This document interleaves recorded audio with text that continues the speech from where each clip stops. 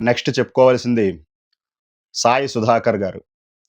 Sai Sudhakar guarantee మీరిప్పుడు trailer చూసుంటారు. Posters, ట్రైలర్స్‌లో ఒక బిచ్చగాడి క్యారెక్టర్ చేశారు. ఆయనున్న ప్రొఫెషన్‌కి, ఆయన చేసే క్యారెక్టర్స్‌కి అసలు సంబంధం ఉండదు. ఎంతో మంచి స్థాయిలో ఉండే వ్యక్తి. అలాంటిది సినిమా అంటే ప్రాణం ఇచ్చే వ్యక్తి.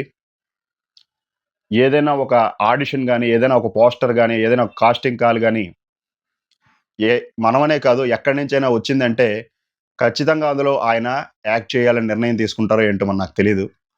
ప్రతి సినిమాలో ఆయన ప్రాణం పెట్టి చేస్తారు. మన ఈ వన్ లైఫ్‌లో కూడా మన సినిమా మొత్తాన్ని ఒక టర్న్ తీసుకెళ్ళేది ఆయనే. ఒక క్యారెక్టర్ ఆ సినిమా మొత్తానికి మెయిన్ క్యారెక్టర్ అనమాట.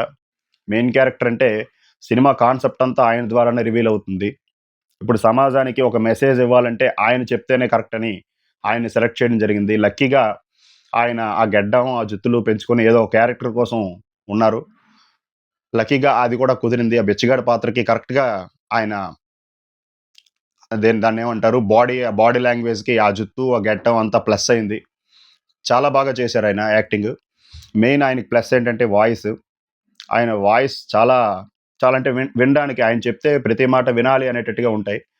సో, ఆయనకు కూడా చాలా థాంక్స్ చెప్తున్నాను. ఎందుకంటే సార్, ఈ బిచ్చగాడి క్యారెక్టర్ అనేది నేను చాలా మంచిగా, చాలా నీట్‌గా రాసుకున్నాను. ఆ క్యారెక్టర్‌కి ఎవరు దొరుకుతారా? ఎలాంటి వాళ్ళు చేస్తారా? ఆ వాయిస్ కూడా చెప్తే వినేటట్టుగా ఉండాలి ఆ మాటలు. అంటే విసుగులా ఉండకూడదు. సోదిలా ఉండకూడదు. మీరు చెప్పే ప్రతి మాట వినసొంపుగా ఎంతో ఆనందంగా ఉంది. కనుక ఆ క్యారెక్టర్‌కి మీరు చాలా న్యాయం చేశారని నేను నమ్ముతున్నాను. ఇకపోతే ప్రజలు చూసి చెప్తారు. ఆల్రెడీ మనం రిలీజ్ చేసాం 'విశ్వరూప క్రియేషన్స్‌లో'. అందరూ చాలా మంచి అప్లాస్ చేశారు.